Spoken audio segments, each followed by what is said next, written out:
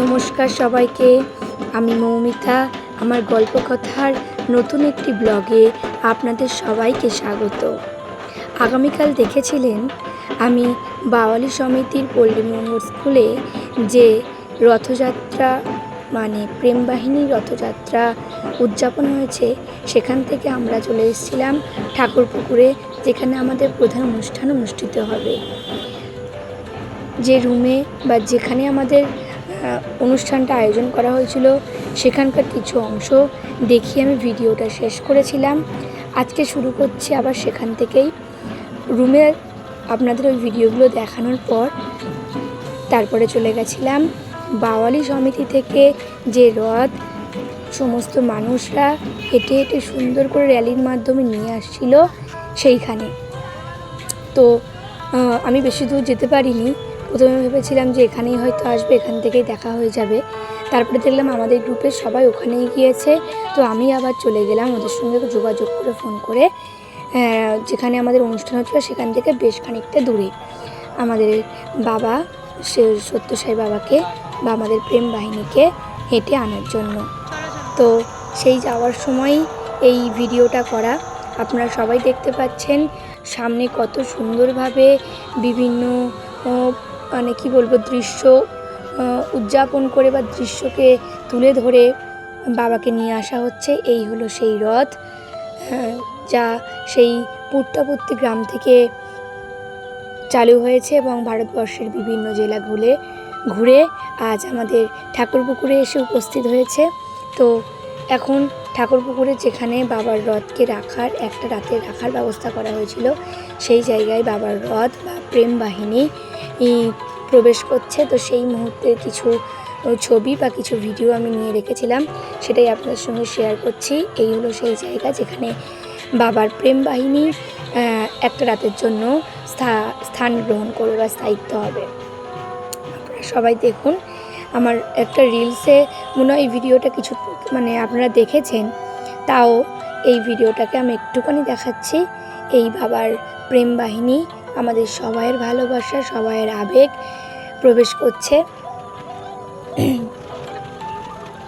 দেখে চোখ, কান, নাক সব যেন জুড়িয়ে যায়, মানে চোখ জুড়িয়ে যায় এই দৃশ্য দেখে, কান জুড়িয়ে যায়।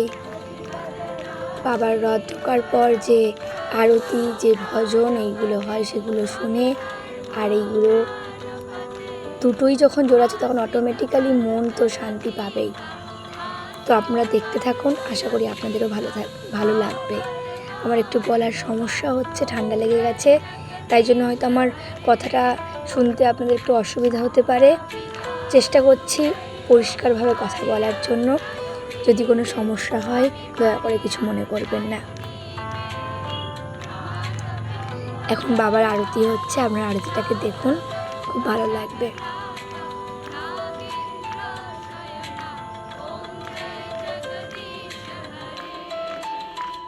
শুরু হয়ে গেছে আজকের দিনের প্রধান অনুষ্ঠান। শুরু হলো কি দিয়ে? বেদা চ্যান্টিং দিয়ে। অসাধারণ লাগে। আন্টিরা এত সুন্দর বেদা চ্যান্টিং করে তা বলার কথা নয়। আপনারা যারা এইরকমভাবে বেদা চ্যান্টিং শিখতে চান অবশ্যই কমেন্টে জানাবেন।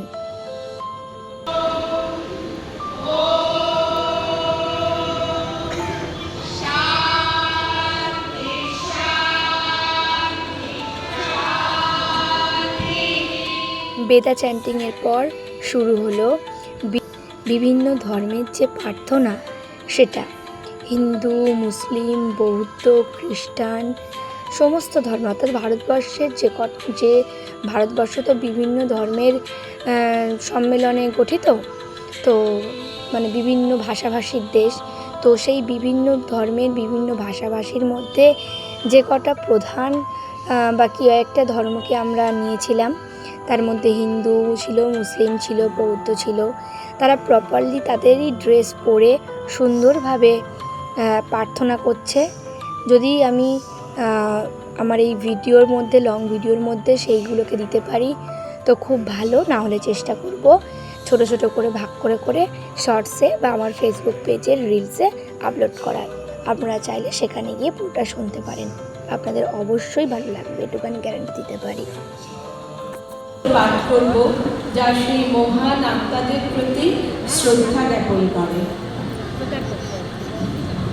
আমরা পাঠ করব নবকার মন্ত্র, যা আমাদের মোক্ষ লাভের পথ প্রশস্ত করে দেয়।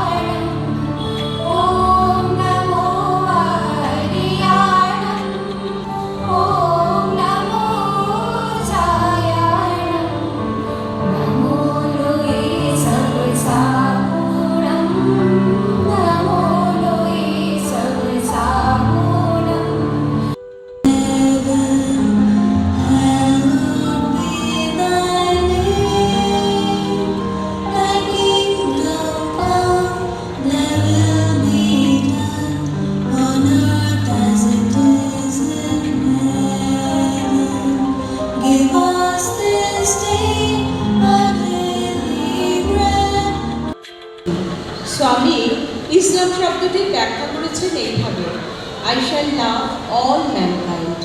প্রেম, দান, ক্ষমা, পবিত্রতা ও প্রার্থনার উপর জোর দেয় ইসলাম ধর্ম। তাই আজ পবিত্র কোরআন থেকে সূরা আল ফাতিহা পাঠ করে আমরা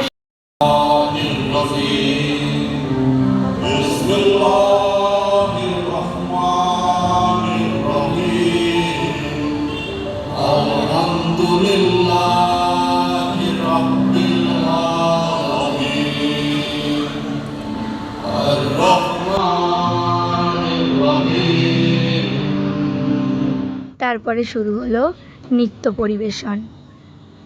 বাচ্চারা এত সুন্দরভাবে সমস্ত কিছু উপস্থাপনা করেছে, দেখে চোখ জুড়িয়ে যাবে। খুব খুব খুব ভালো, খুব ভালো নেচেছে।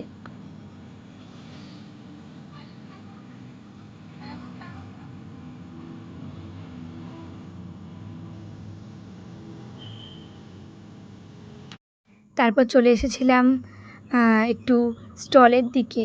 এখানে বেশ কিছু বই পাওয়া যাচ্ছিল, তো বই কয়েকটা বই দেখে দেখে কিনলাম, বেশ যেগুলো আমার দরকার ছিল অ্যাকচুয়ালি। তারপর খিদে পাচ্ছিল, বাইরে বেরিয়ে দেখলাম ফুচকা বসেছে, তাই একটু প্রথমে ফুচকা খেয়ে নিলাম।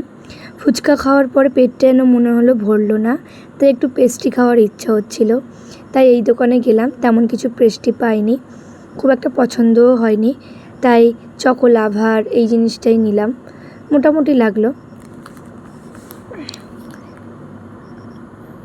খাওয়ার পর আবার চলে এসেছিলাম অনুষ্ঠানের এখানে। এসে দেখলাম নৃত্য পরিবেশন চলছে, তো একটু প্রোগ্রাম দেখে নিই, তারপর আবার আপনাদের সঙ্গে কথা হচ্ছে। এখন শুরু হলো অনুষ্ঠানের শেষ পরিবেশন, একটি নাটক, ট্রান্সফরমেশন ইন্ডিভিজুয়াল টু গ্লোবাল। আপনারাও দেখুন নাটকটা, আশা করি আপনাদেরও ভালো লাগবে। আমি একটু নাটকটা দেখে নিই, তারপর আবার আপনাদের সঙ্গে কথা হচ্ছে। তোমার অক্লান্ত পরিশ্রম আর দুর্দান্ত বিশ্লেষণের জন্যই সম্ভব হয়েছে। আর বিবেক, ম্যানেজমেন্ট কমিটিটা ঠিক করেছে যে তোমাকেই কিন্তু এই প্রজেক্টের পুরো দায়িত্ব নিতে হবে। আমরা সবাই মনে করি যে তোমার বিচক্ষণতা, দূরদৃষ্টি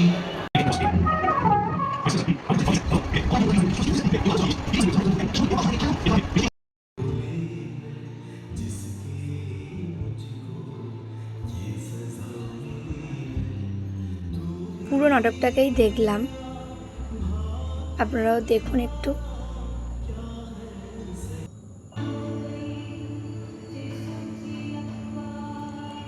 প্রত্যেকেই খুব ভালো অভিনয় করেছে।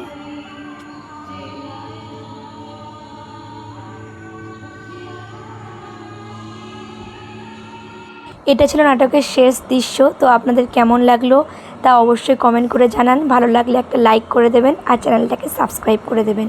আজকের মতো আসছি, আবার দেখা হবে আগামীকাল। টাটা।